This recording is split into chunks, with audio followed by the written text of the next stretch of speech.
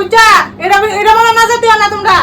এই যে দেখো এই সুন্দর শাড়ি এই যে এই সুন্দর শাড়ি এটা হচ্ছে 75 মানে